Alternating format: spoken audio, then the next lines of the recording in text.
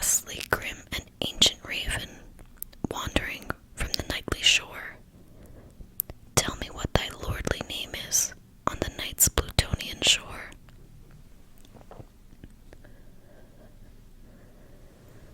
Quoth the raven, nevermore.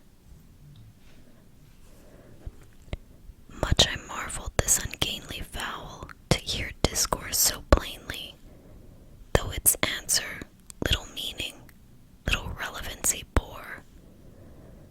For we cannot keep agreeing that no living human being ever yet was blessed with seeing bird above his chamber door, bird or beast upon the sculptured bust above his chamber door, with such name as nevermore.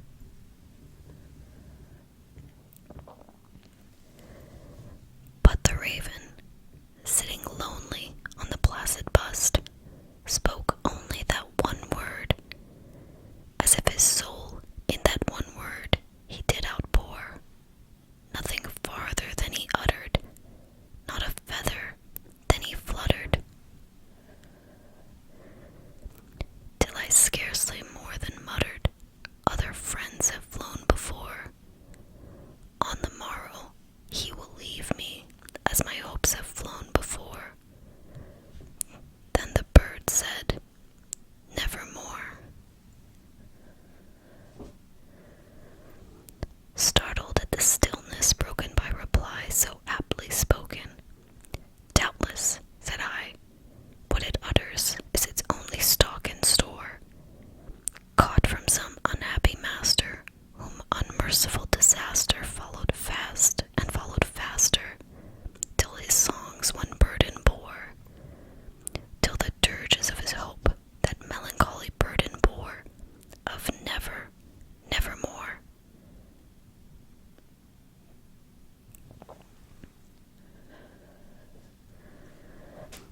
But the raven still beguiling all my fancy into smiling, straight I wheeled a cushioned seat in front of bird and bust and door. Then upon the velvet sinking, I betook myself to linking fancy unto fancy, thinking what this ominous bird of yore, what this grim, ungainly, ghastly, gaunt, and ominous bird of yore meant in croaking nevermore.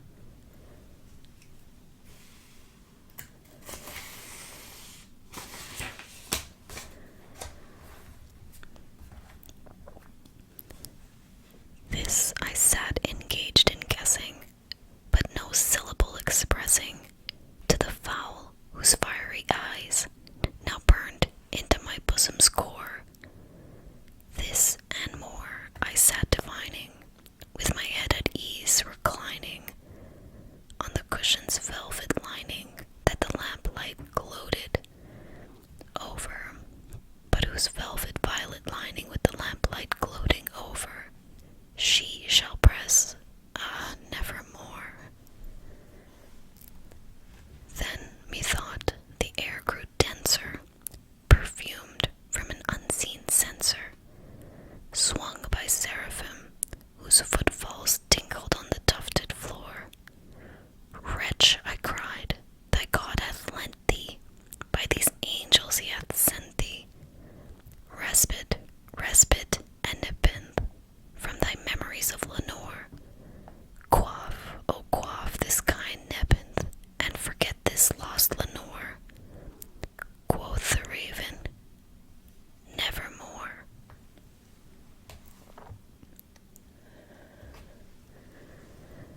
Prophet, said I, thing of evil, prophet still, if bird or devil, whether tempter sent or whether tempest tossed thee here ashore, desolate yet all undaunted, on this desert land enchanted, on this home by horror haunted. Tell me truly, I implore, is there balm in Gilead? Tell me, I implore. Quoth the raven, nevermore. Prophet, said I, thing of evil, prophet still, if bird or devil, by that heaven that bends above us, by that God we both adore, tell this soul with sorrow laden, if within the distant Aden it shall clasp a sainted maiden, whom the angels name Lenore.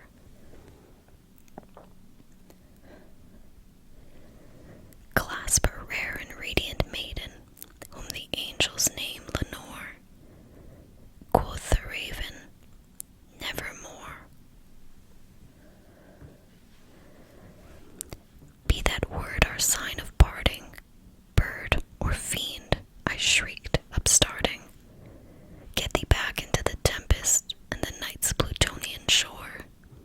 Leave no black bloom as a token of that lie thyself, as a token of that lie thy soul hath spoken. Leave my loneliness unbroken, quit the bust above my door. Take thy beak from out my heart, and take thy form from off my door. Quoth the raven, nevermore.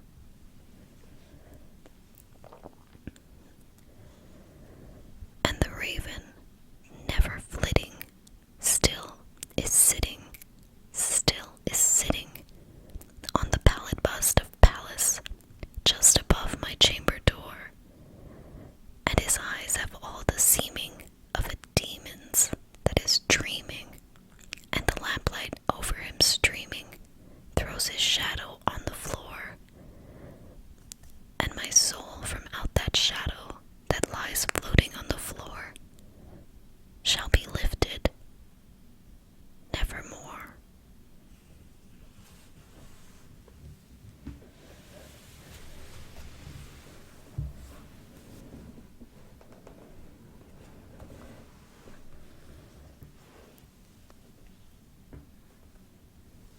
And now, a reading of Edgar Allan Poe's short story, The Telltale Heart. True, nervous, very, very dreadfully nervous I had been and am, but why will you say that I am mad? The disease had sharpened my senses, not destroyed, not dulled them. Above all was the sense of hearing acute. I heard all things in the heaven and in the earth. I heard many things in hell. How then am I mad?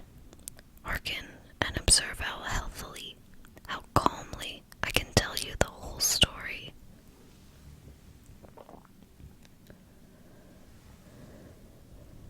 It is impossible to say how first the idea entered my brain, but once conceived, it haunted me day and night.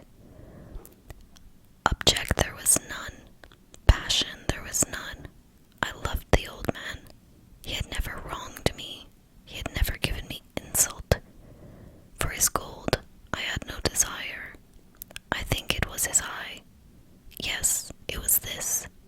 He had the eye of a vulture, a pale blue eye with a film over it. Whenever it fell upon me, my blood ran cold, and so by degrees, very gradually, I made up my mind to take the life of the old man, and thus rid myself of the eye forever.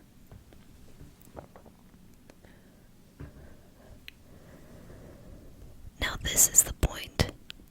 You fancy me mad. Madmen know nothing. But you should have seen me. You should have seen how wisely I proceeded, with what caution, with what foresight, with what dissimulation I went to work. I was never kinder to the old man than during the whole week before I killed him, and every night, about midnight, I turned the latch of his door and opened it, oh so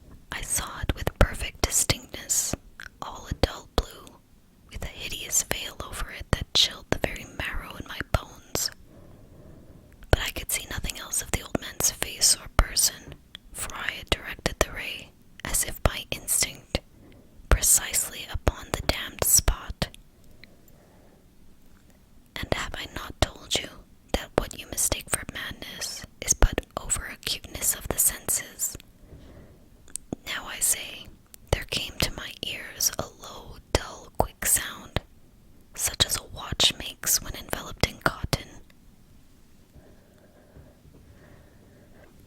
I knew that sound well, too. It was the beating of the old man's heart. It increased my fury, as the beating of a drum stimulates the soldier into courage. But even yet I refrained and kept still. I scarcely breathed.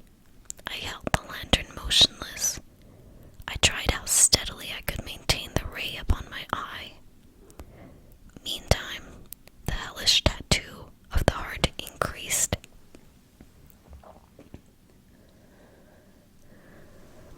It grew quicker and quicker, and louder every instant. The old man's terror must have been extreme. It grew louder, I say, louder every moment. Do you mark me well? I've told you that I am nervous, so I am. And now at the dead hour of the night, amid the dreadful silence of that old house, so strange a noise as this excited me to uncontrollable terror.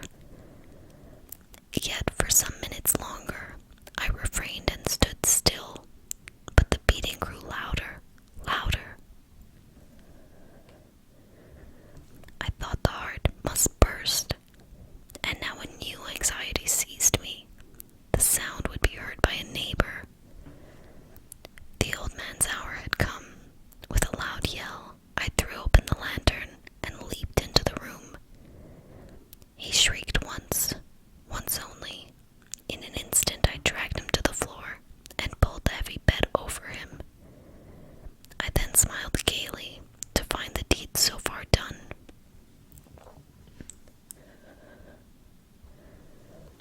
But for many minutes the heart beat on with a muffled sound. This, however, did not vex me. It would not be heard through the wall. At length it ceased. The old man was dead. I removed the bed and examined the corpse. Yes, he was stone dead. I placed my hand upon the heart and held it there many minutes. There was no pulsation. He was stone dead. His eye would trouble me no more.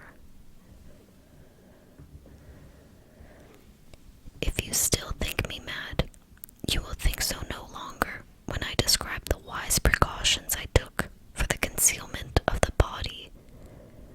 The night waned, and I worked hastily, but in silence. First of all, I dismembered the corpse. I cut off the head, and the arms, and the legs.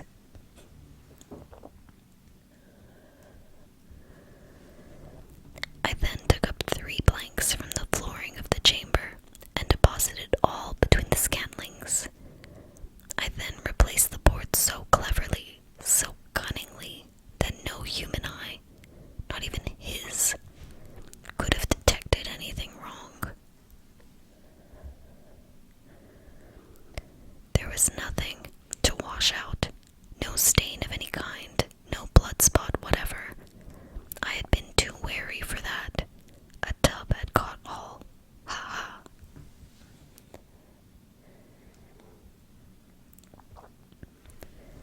When I had made an end of these labors, it was 4 o'clock, still dark as midnight. As the bell sounded the hour, there came a knocking at the street door. I went down to open it with a light heart, for what had I now to fear? There entered 3 men, who introduced themselves with perfect suavity as officers of the police. A shriek had been heard by a neighbor during the night. Suspicion of foul play had been aroused.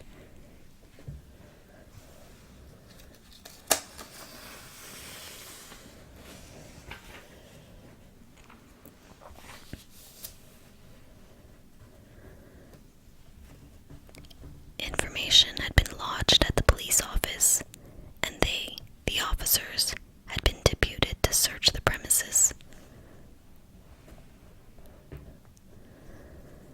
I smiled, for what had I to fear? I bade the gentleman welcome. The shriek, I said, was my own in a dream.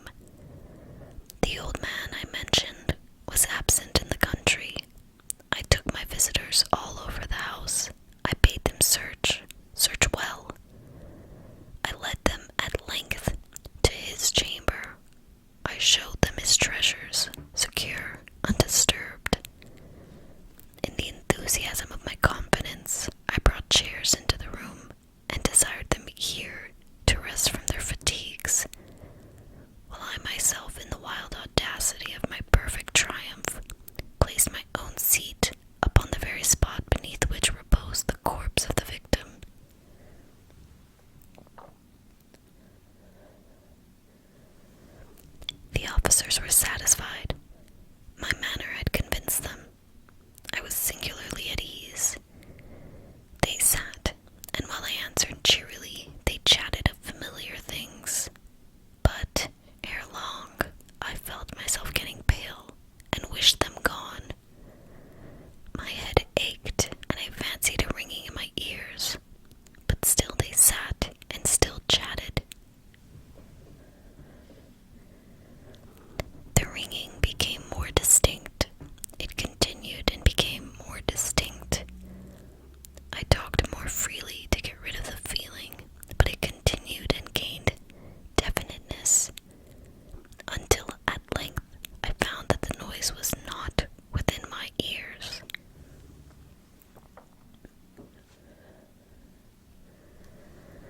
No doubt I now grew very pale, but I talked more fluently and with a heightened voice.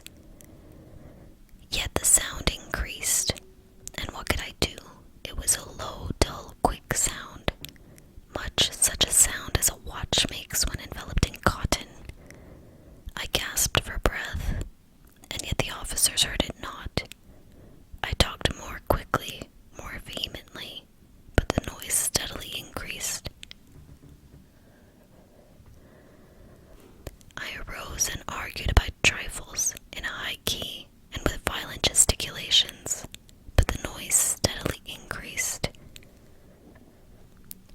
Why would they not be gone? I paced the floor to and fro with heavy strides, as if excited to fury by the observations of the men, but the noise steadily increased. Oh God, what could I do? I foamed, I raved, I swore. I swung the chair upon which I had been sitting, all grated it upon the boards, but the noise arose over all and continually increased. It grew louder, louder, louder, and still the men chatted pleasantly and smiled. Was it possible they heard not? Almighty God, no, no, they heard, they suspected, they knew. They were making a mockery of my horror.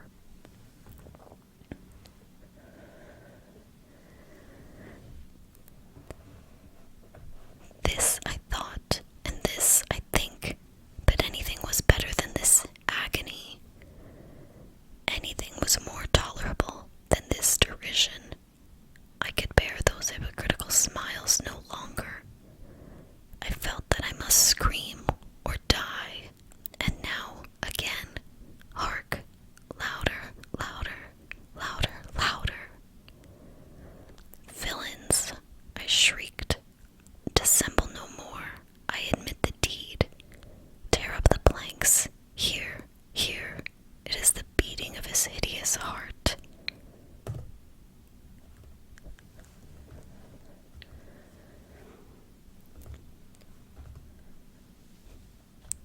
What a wonderful, horrific tale.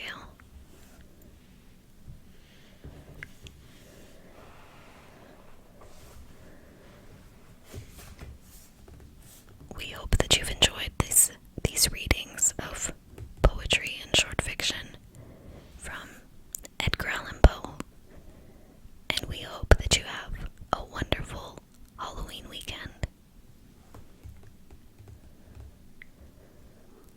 Until next time, we're signing off.